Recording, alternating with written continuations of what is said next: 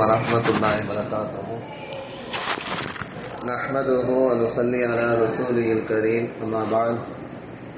قال الله سبحانه وتعالى في القرآن العليم والفرقان المجيد بعد أعوذ بالله من الشيطان الرجيم بفضل بسم الله الرحمن الرحيم ذرني ومن خلقت وحيدا وجعلت له مالا ممدودا وبنين شهودا صدق الله العليم. புகழ் அனைத்தும் எல்லாம் வல்ல அல்லாஹ் ஜல்லஷானு வ தஆலா ஒருவனுக்கே உரித்தாகட்டும். சலாத்தும் சலாம் நம் உயிரினும் மேலான கண்மணி முஹம்மது ரசூலுல்லாஹ் ஸல்லல்லாஹு அலைஹி வஸல்லம் அவர்கள் மீதும் அவர்கள் நற்பாக்கியம் நிறைந்த உம்மத்தான நம் அனைவரின் மீதும் அல்லாஹ்வின் அன்பும் பேரருளும் என்றென்றும் நிறைவாக உண்டாகட்டுமாக. ஆமீன். கண்ணியமிக்க அல்லாஹ்வின் நல்லடியார்களே, பெரியோர்களே, அல்லாஹ்வுடைய மாபெரும் கிருபையால் 24 நோன்பும் 25வது தராவீஹ் தொழுகை முடித்துவிட்டு அவருடைய இல்லத்திலே நாம் எல்லாம் இருக்கிறோம். வல்ல ரஹ்மான் நாம் வைத்த நோன்புகளை, நாம் தொழுத தொழுகைகளை, நாம் செய்த நற்காரியங்களை அத்துணையும் கபூல் செய்து தந்தருவானாக. ஆமீன். கண்ணியமிக்க அல்லாஹ்வின் நல்லடியார்களே, பெரியவர்களே, இன்றைக்கு ஒற்றைப்படை இரவாக இருப்பதனால் அல்லாஹ்வுடைய நாட்டமும் உதவியும் இருந்தது என்று சொன்னால் அல்லாஹ் ரப்புல் ஆலமீன் அந்த ஒற்றைப்படையினுடைய இரவினுடைய அனைத்து பரக்கத்துகளையும் நன்மைகளையும் அடையக்கூடிய பெருமக்களாக நம்மை ஆக்குவானாக. 25வது தராவீஹ் தொழுதால் கால ரசூலுல்லாஹி ஸல்லல்லாஹு அலைஹி வஸல்லம், நபி ஸல்லல்லாஹு அலைஹி வஸல்லம் கூறுகிறார்கள், யர்ஃபஉல்லாஹு தஆலா அதாபல் கபரி, கபருடைய வேதனை அல்லாஹ் அவருக்கு நீக்குகிறான் என்பதாக பெருமாள் ஸல்லல்லாஹு அலைஹி வஸல்லம் கூறினார்கள். கபருடைய வேதனை நாம் நினைத்து பார்க்க முடியாத அளவுக்கு ரொம்ப கொடூரமாக இருக்கும். கபரிலே தனிமையாக இருப்பது மிகப்பெரிய ஒரு கொடுமை. எனவே அதனுடைய கபருடைய வேதனை நீங்கள் சொன்னால் சூரத்துல் முல்க் தபாரக்கல்லதை ஓத வேண்டும், திக்ருகளை ஓத வேண்டும் கபருடைய வெளிச்சத்திற்கு.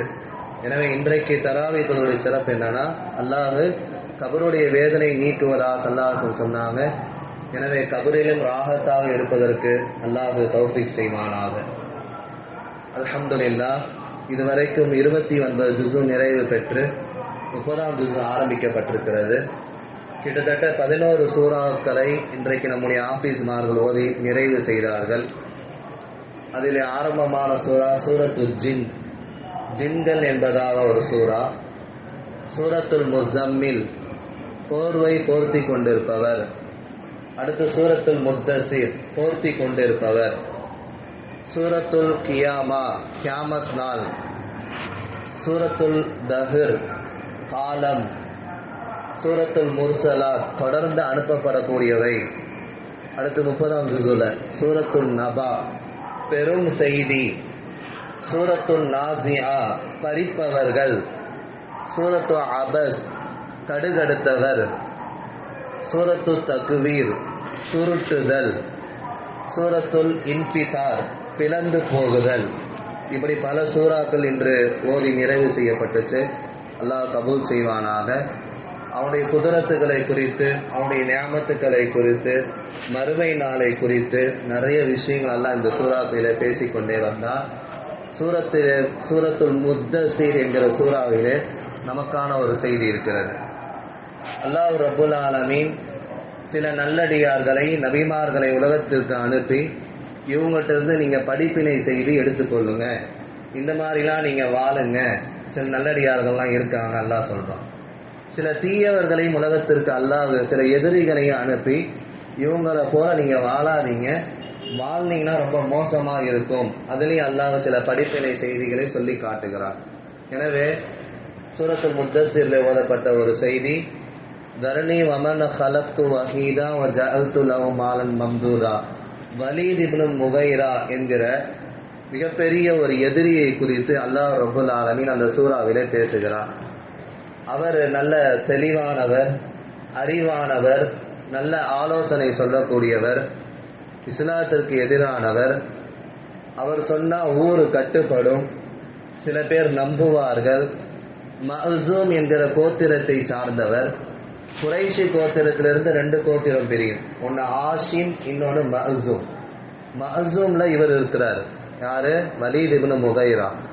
இவருடைய மகனார் தான்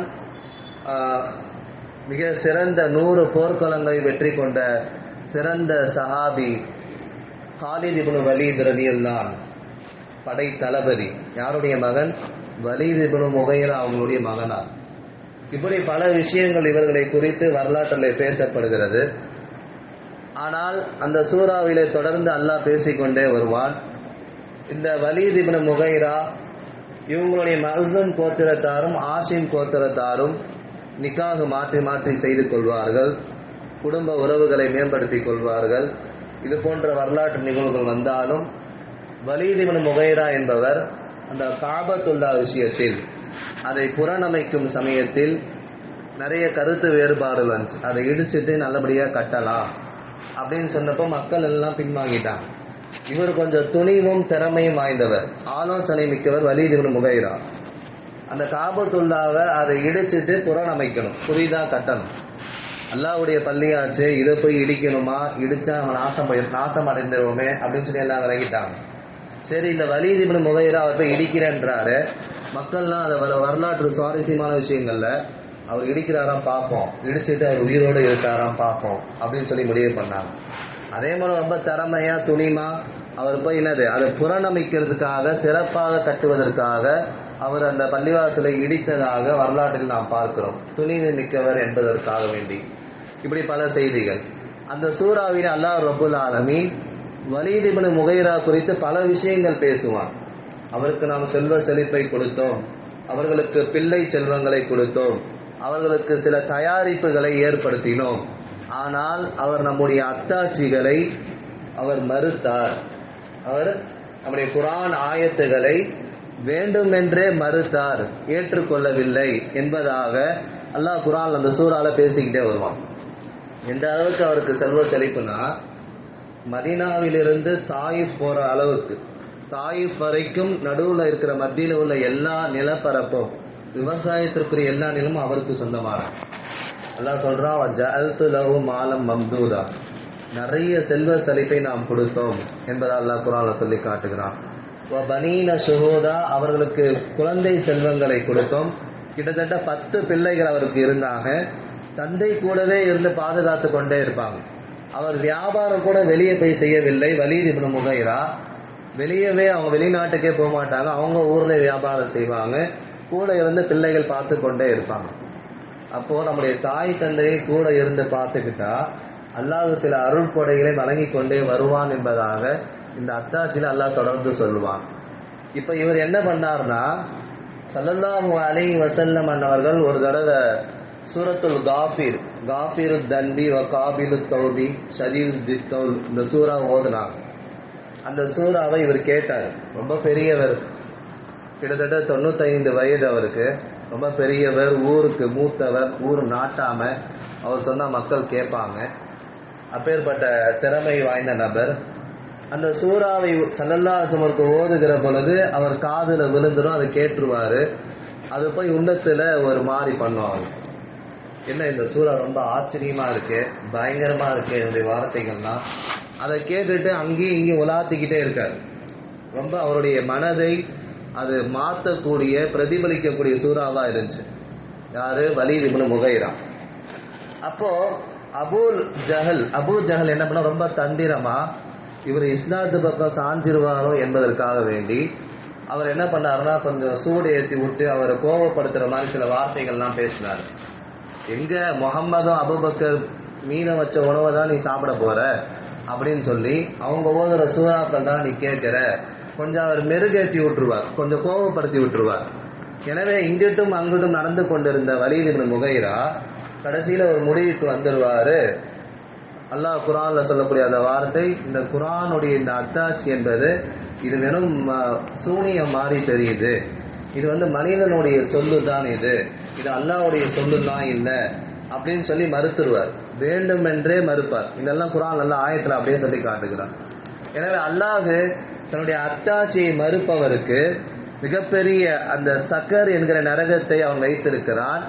வமா அதுராக மா சக்கர், அந்த சக்கருடைய நரகம் எப்படி இருக்கும் என்று சொன்னால், லா துபுகி வலா ததர், எலும்பும் சதையும் இல்லாமல் பொசுக்கக்கூடிய நரகம் அது. அந்த நரகத்திலேயே வலீத் இப்னு முகைராவை தூக்கி நீங்க போடுங்க அப்படின்னு சொல்லப்பட்டுச்சு. காரணம், அல்லாஹ் ரப்புல் ஆலமீனுடைய அத்தாட்சி ஓதப்பட்டால் ஜின்களே இஸ்லாத்தை ஏற்குது. சில காபிர்கள் இஸ்லாத்துக்கு வருகிறார்கள்.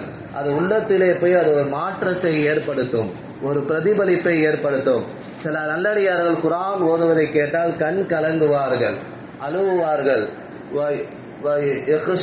குர்ஆன்ல சில ஆயத்துக்களை ஓதுறதை கேட்டா உள்ளமெல்லாம் நடுநடுங்கி அழுவார்கள், பயபக்தியோடு இருப்பார்கள் என்பது குறித்தெல்லாம் வருகிற பொழுது, இவன் எவ்வளவு பெரிய வசதி வாய்ப்புகள் கொடுத்தும் குழந்தை செல்வங்கள் கொடுத்தும் குர்ஆனை மறுத்ததால், குர்ஆனுடைய அத்தாட்சிகளை வேண்டும் என்றே அவன் முரண்டு பிடித்து மறுத்ததால் அல்லாஹ் ரப்புல் ஆலமீன் சக்கர் என்னும் நரகத்தில் அவனை போட்டான் என்பதாக அவருடைய வரலாறுகள் எல்லாம் வந்து கொண்டிருக்கிறது. கடைசியில் எபெருமான் ஸல்லல்லாஹு அலைஹி வஸல்லம் மக்காவிலிருந்து மதீனாவுக்கு ஹிஜ்ரத் செஞ்சு போயிடுவாங்க. 95 வயதில் 3 மாசம் கிட்ட கழித்து அவர் வஃபாத் ஆகிறார். காலிலே ஒரு கொப்பளம் மாதிரி ஏற்பட்டு அது அப்படியே உடல் முழுக்க பரவி அவர் வஃபாத் ஆனதை வரலாற்று மூலியமாக நம்ம பார்க்கிறோம். சொல்ல வருகிற செய்தி, குர்ஆனுடைய அத்தாட்சி ஆயத்துகள் என்பது அதை நாம் மறுக்க முடியாது, மறுக்கவும் கூடாது. மறுத்தால் அவன் காஃபிர். அவருடைய அந்த அத்தாட்சி, அந்த ஆயத்துக்கள் நாம் ஓதுகிறது மூலயமாக உள்ளத்திலே அந்த பயத்தை ஏற்படுத்தும், அது உள்ளத்திலே பிரதிபலிப்பை ஏற்படுத்தும். எத்தனையோ பேர் இஸ்லாத்திற்கு கொண்டு வந்தது. எனவே அந்த குர்ஆனை நாம் விளங்கி ஓத வேண்டும், அவருடைய அர்த்தங்களை புரிந்து விளங்கி ஓத வேண்டும். மிகப்பெரிய ஒரு மாற்றத்தை அது தரும்.